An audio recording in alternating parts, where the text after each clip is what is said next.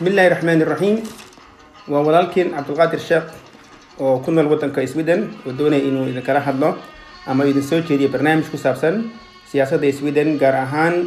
لبدو بيك اللي حتى لصور عفي وكبل لبني سي كوي لبعتنكي بش الحاد لبدو يكون يكوي طبعاً إلا يو سجالك بشي تضبط لبدو يكون لبعتني كوي كاسو إذا عين يسبدل فربنا أم يسبدل وين ودينا السياسة ده يو عكرات حاجة سياسة أو لقد دريم هي وطن إسويدن inkastoo inta badan la xaliil laakiin waxaan doonay inaan update gareeyo ama aan maaragtay la socodsiyo dadka ku hadla afka Soomaaliga oo ku nool wadanka Sweden oo xagga luqadda Swedish ka xogaa mirar qaar maaragtay moodo inay fahmayaan laakiin u baahan faahfaahin laga soo dhinaca siyaasadda marka iyo dhammaan dadka Soomaalida raba inay ka faa'iideystaan qaabka dhismaha dawladnimo ee dalka Sweden waad mahadsantiin ku soo dhawaada assalaamu calaykum wa rahmatullahi wa barakaatuh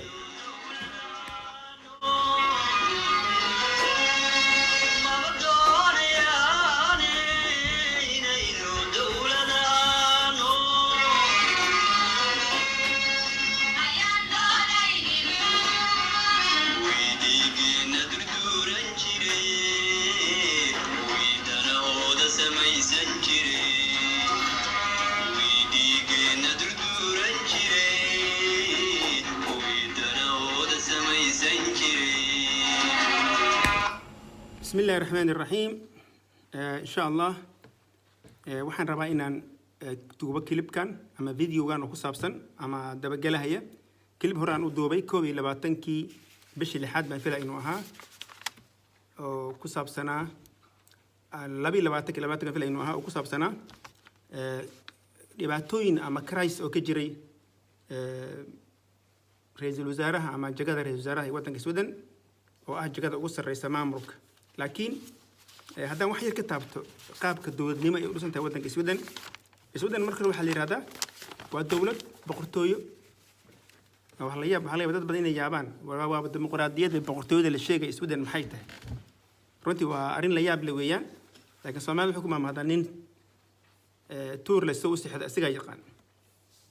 nin tuur leh sida u sixda asiga yaqaan wadankani waqti hore waxaa jiray ama tan iyo qarnigii 17aad kacaankii intuusan dhicin kacaankii maaragtay kacaankii Faransiiska oo haaftay 1789 inuu dhacaan filaya kacaankii Faransiiska wuxuu jallaaftay boqortooyin fara badan oo Yurub ah waxay ka soo bilaabatay Faransiiska oo boqortooyadii wadanka xukumaysa lagu cunay oo boqorka hataa meesha lagu dilay kadib boqortooyooyin iyo maamulo badan oo dictator yaa wadamada badan oo Yurub ka dhamaaday marka meelahaas qarnigii 18aad yaa iyadana wadanka Sweden waxaa yaraaday ama la dhimay ama la joojiyay awoodii boqorka waa la joojiyay gabi ahaanba wax saameyn oo siyaasadda ku yeelan inuusan xataa gudoomiye tuulo magacaabi karin iska wax kale gudoomiye tuulo sheegayay hal qof intuu qabto xafiis magi shaqo ma siin karo waana boqor wadanka marka waxa jira wadanka waxa madax ka ahaanay siyaasad ahaan ama status khayf waxay yiraahdaan macnaha madaxa ama chiefka dawladda waxaan ahaanay boqorka haddana awood ma leh awoodiisa waxay ku egtahay kaliya in dawlad kasta la doorto oo wadankan tan cusub ha noqoto oo 4 sano hal mar baa waxa la qabta doorasho in markaas uu yimaado lagu maamuuso inuu shirka furo xafladda inuu furo wasiirada inuu qaabilo iyo siyaasadda dibadda markuu loo baahdo in wadamo loo diro oo shirar iyo wax ka qayb galo ama oo si maaragtay wada hadallo hoos hadii maaragtay dawladda iyo wadanka la dhibaato ay ka jiraan inuu si hoos asaga loo siiyo fursad inuu asagu dhexaadiyo intaas ku egtahay shaqadiisa wax uu siyaasadda ku leeyahay wasaare uu magacaabi karo iyo wasiir uu magacaabi karo iyo dhaqaale uu maamul karo asaaba la maamula dhaqaale la siiyaa asagii qoyskiisa u degan yihiin asagana qoyskiisa waxa loo istaa boqor baa loo haystaa laakiin awoodtaas ma meeshay fadhiyaan marka laakiin waxa wadanka u sareeya dhinaca maamulka ra'iisul wasaaraha iyo baarlamaanka awoodda wadanka waxa iska leh waa baarlamaanka waxa yar hadan ka taabto marka baarlamaanka wadanka wuxuu ka kooban yahay 349 xildhibaan buu ka kooban yahay 4 sano mar baa la doortaa xisbiga ugu badan baa soo galay sanadkii ugu dambeeyay 2018 markii la dhisayay dawladda ugu dambeysay hadda oo madax ka yahay ama madax ka ahaa Stephen Loven 2018 bishii maaragtay doorashooyinkii dhacay Agoosto meelaha dhaceen waxaa ku guuleystay maaragtay waxa 8 xisbi ayaa ku soo baxay waxaa kamid ah حزب السوشيال ديمقراطي اللي يرادو ayaa ka mid ah oo helay 100 kursi buu helay waa 8 kursi maxaa 8 xisbi xisbiga moderatorna social democratorna waxa weeyaan waa xisbiga dimuqraadiyadda bulshada waa garabka bidix horta wadanka wax yar faahfaahin kaga siiyo kooban xisbiyadu waxay u qaybsamaan garabka midig iyo bidix dhinacigana waxa weeyaan midig iyo bidix marka garabka bidix xisbiyada ah garabka bidix xisbiyada ah waxay inta badan xooga saaran wax la yiraahdo wax yar waxaad moodaa inay u dhow yihiin wax la yiraahdo xisbiyada bulshada sida socialist ay yiraahdaan ay u dhow yihiin in dawladdu aysan awood badan lahaanin awoodda la siiyo maya dawladda inay awood lahaato ay doonayaan kuwa xisbi garabka bidix oo shirkadaha ganacsi shirkadaha iyo dadka maartay maalqabeelada inaysan shirkadaha ama dawladda ama waxyaabaha badan sida isbitaalada iyo iskuulaadka inaysan gacanta ku dhigan oo dawladda inta badan ay maamusho laakiin xisbiga kuwa kale oo garabka bidix waa xisbiga kuwa la yiraahdo buluuga way ama kalarka buluuga ah waa sida xisbiga maartay Isferi Democratorna oo xisbi xaq jira la yiraahdo iyo moderatorna iyo xisbiga maartay Christian Democratorna iyo xisbiga la yiraahdo liberalna iyo hatta xisbiga centerka waxa yar centerka wuxuu u dhow yahay xaq laakiin sanadkan uma dhow intuu soo batay waxay u leeyaan ayaguna in dawladdu ay awood lahayn aysan lahaanin awoodda in la siiyo shirkadaha isbitaalada inay shirkadaha maamulaan muxuu ahaa dugsiyada soo kale jaamacadaha xarumaha maaragtay ganacsiga telefoonada adig awoodda badanaa 90% in lagu wareejiyo shirkadaha ayay u oleeyaan laakiin hadda waxaa moodaa wadankii dhexdhexaad weeyaan dawladda iyo shirkadaha labadaba way u qaybsan yihiin oo dawladda iskuulaadka dawladda gacanta ku haysa ama ha noqdo awoodda degmada ha noqoto caafimaadka oo kale maamulka gobolada gacanta ku hayaan shirkadaha way leeyihiin shirkado way jiraan oo caafimaadka laakiin way yaryihiin awood taas male marka wadanka hadda waxa gacanta ku haya siyaasaddiisu waxay u badan tahay waxa weeyaan xisbiga dhinaca roodka ama maartay casaanka ama guduudka ayay u badan yihiin oo xisbiyada garabka bidix marka social democratic wuxuu helay sideen sheegay 100 moderatorka wuxuu helay 2017 kursi 62 waxaa helay xisbiga social Isferi Democratorna xisbiga maartay xaq jirka wuxuu helay 62 buu helay xisbigaas wadanka marka anigu imaanayay waxba ma haysan wax yar 4 qof 10 qof ma dhameen 5 qof 6 qof oo kula baarlamaanka kula baan umaleeyaa adi guud ahaan codka wadanka dhanba 4% buu lahaa maantana wuu soo kacay 62 xildhibaan buu ku leeyahay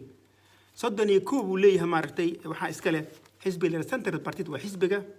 Central Party waa xisbi u oleeya arimaha miiga horumarinta miiga xisbiga Venstre Party waa xisbi ku adag oo aad dhinaca u xiga maartay garabka bidix oo in dawladda wax kasta gacanta ay ku hayso oo maartay dhinaca maartay aad ugu adag weeyaan waxa la wuxuu haystaa 22 kursi 22 waxa haystaa xisbiga Christian Democratorna xisbi u oleeya hanti goosad kaadin sheegay in xisbiyada in dawladda awoodda la dhimay rabaan oo ganacsatada iyo shirkadaha lagu wareejiyo iskuulaadka iyo caafimaadka hay'adaha waxyaabahaas kale iyo fikrado kale aaminsan baa oo fara badan oo hadda aan soo koobi karin waxaa ku xigay liberalna xisbiga xorriyadda 19 bes buu haysta xisbigaas iyo xisbiga ugu dambeeya ugu yar waxa weeyaan waa Milio Party xisbiga deegaanka 16 haysta marka ujeedada kaliya waa taas inaan ka sii faahfaahin laakiin haddaan u soo noqdo ujeedada maaragtay klibkii waxa weeyaan marka 22 waxaa dhacay dawladdii wadanka kan waxay noqotay taariikhda markii ugu horeysay taariikhda markii ugu horeysay oo xisb oo maaragtay la rido dawlad ka dhisan wadanka Sweden ayay noqotay in la rido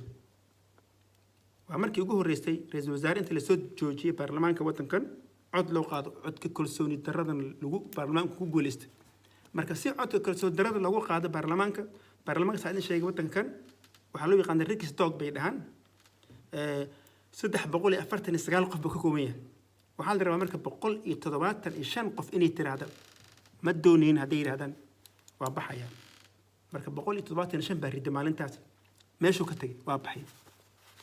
maalinta waa baxay Stephen waa la riday wuxuu noqday marka ra'iisul ugu horeeyay ra'iisul ugu horeeyay oo la riday buu noqday nasiib daro u yeeshay laakiin marka la riday marka wali awood buu leeyahay asoo la riday ra'iisul awood buu leeyahay baarlamaankii baa riday baarlamaankana waxaa hogaamin jiray inta badan waxay ahayd caadada waddankan gudoomiyaha baarlamaanka oo loo yaqaano waddankan Tolman ama speakerka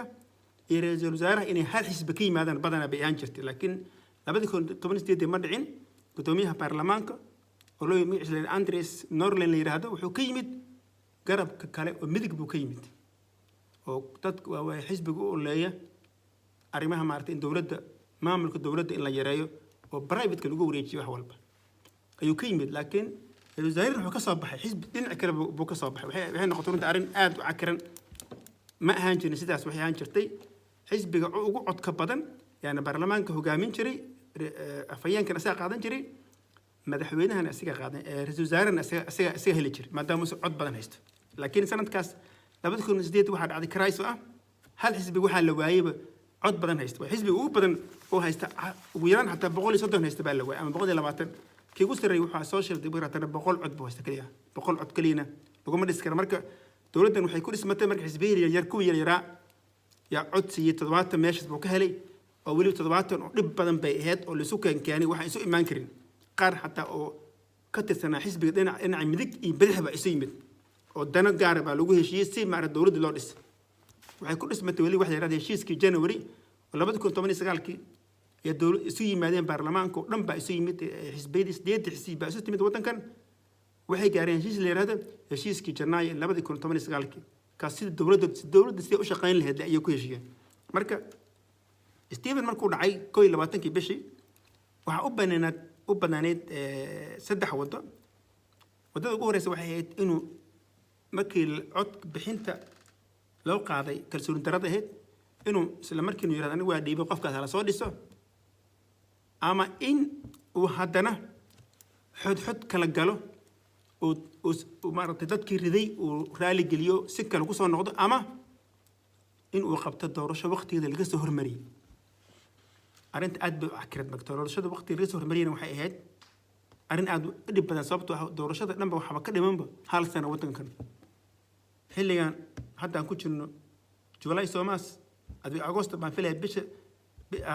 July baan filaya sanadka soo socda baa la qaban doonaa ama ilaa August dhexdeeda meelahaas yaa waxaa la qaban doonaa volka ama doorashada baa la qaban doonaa marka hal sano baa ka dhiman ra'iisul wasaarahan maadaama la riday oo cod bixinta loo qaaday oo ra'iisul wasaarihii ugu horeeyay la ridayna uu yahay ma uusan caroon ma uusan xanaaqin si waddanku u daneeyo si mujtamaca iyo badbaadada waddanka wuxuu yiri 28 buu u tagay gudoomiyihii baarlamaanka wuxuu ku wareejiyay furihii dawladnimada wuxuu yiri anigu waan hogaamin waaye xod badan waan soo bi waan xogaa bal iga hooda qofka hal loo dhiibo bir sida marka Tolmanka Ulf Kristersson waxa weeyaan Tolman macnaheedu waxa weeyaan waa waddankan Swedish ay yaqaanaan waa speakerka marka wuxuu asagana awood u leeyahay asagana wuxuu haystaa ilaa maartay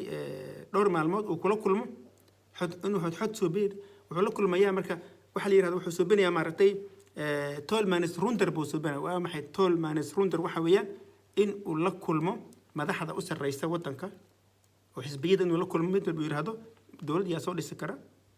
oo feeri marka fursadda bannaan markuu ogaado ninka soo dhisi kara furihii dawladda adaan ku siinayaa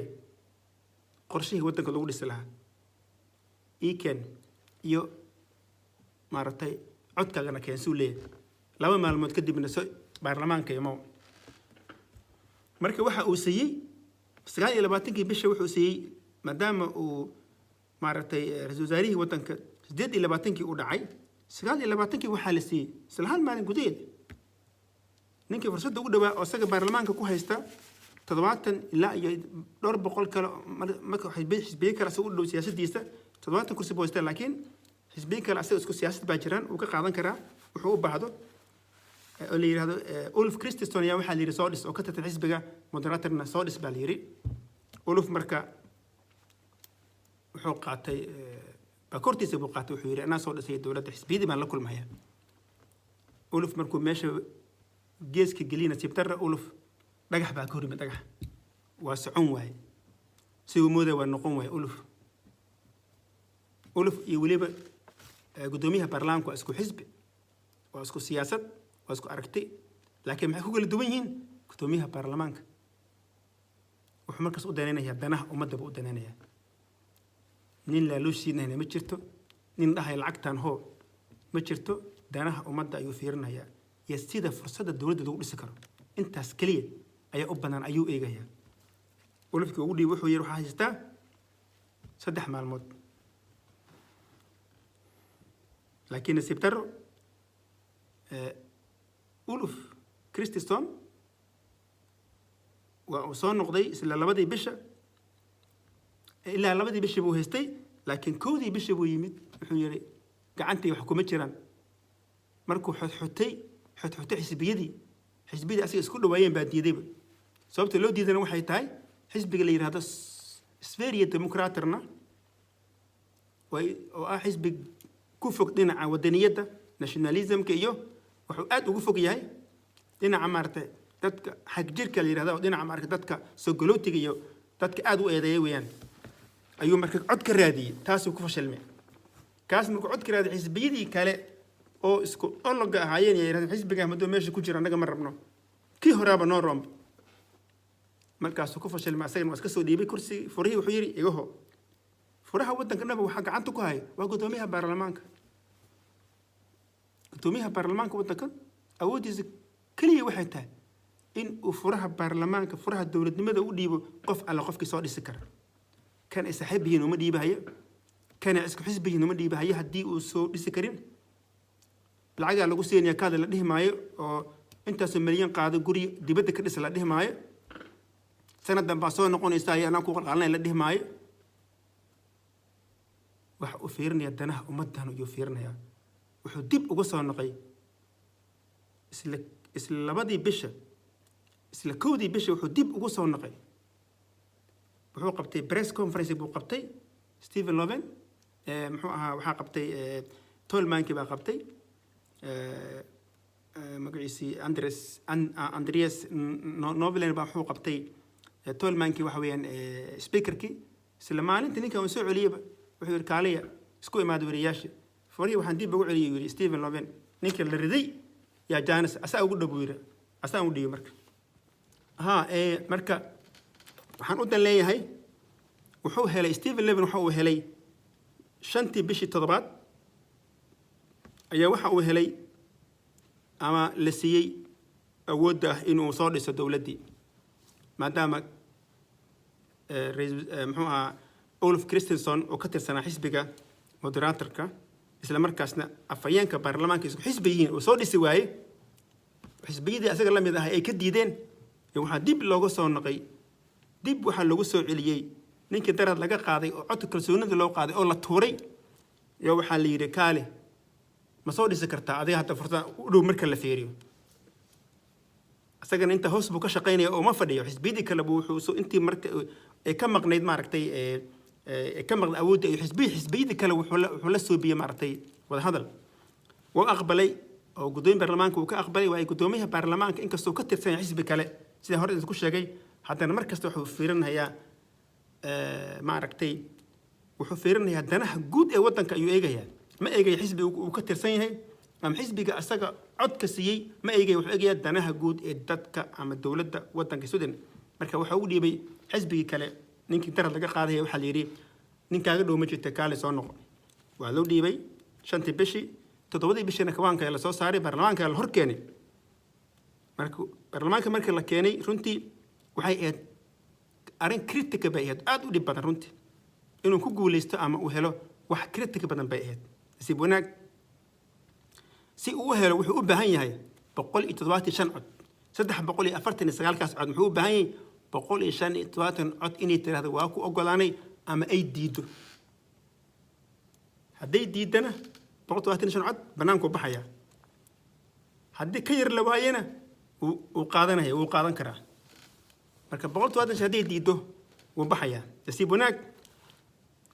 sida hadda ku sheegay wuxuu soo biyay siyaasad ah ama hab ah gabar ka tirsanad wasiiradiisa ayuu ku qasbay ama ka codsaday in iscasisho xisbiga ayaa ku codsaday si cod dheeri cod bixinta ay uga qayb gashay gabadhu waxay iska cajisay wasiirnimadii xildhibaan caadi bay noqotay marka wasiirkii ayada haysay wasiirkii horumarinta miyigan waxaa lagu wareejiyey wasiirkii maaragtay arrimaha maaragtay arrimaha ku saabsan cuntada iyo waxyaabaha maaragtay neering la yiraahdo iyo ganacsiga iyo waxyaabahaas hoos yimaada maaragtay cuntada iyo waxyaabaha ku saabsan marka waan isku dhow yihiin markaad fiirsid asaa lagu wareejiyey idina cod bixinta bay qayb gashay iyo gabar kale jirtay oo ka tirsan xisbiga liberaalka oo mucaarad ku ahaa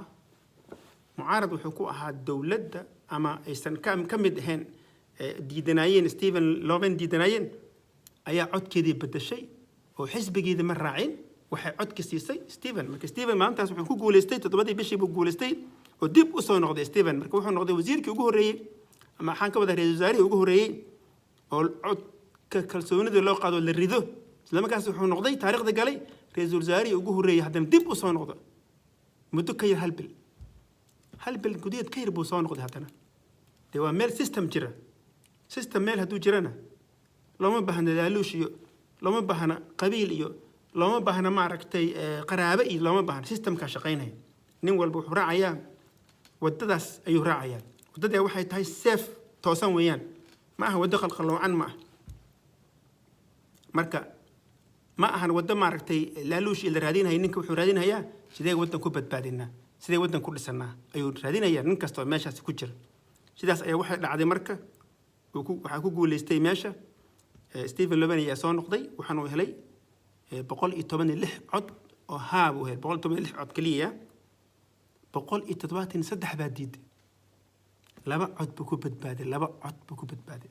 waa codkii gabadhii maaragtay muxuu ahaa xisbi ka tirsan xisbigiisa wasiir ahayd iska casishay oo cod bixinta loo ogolaanaya marka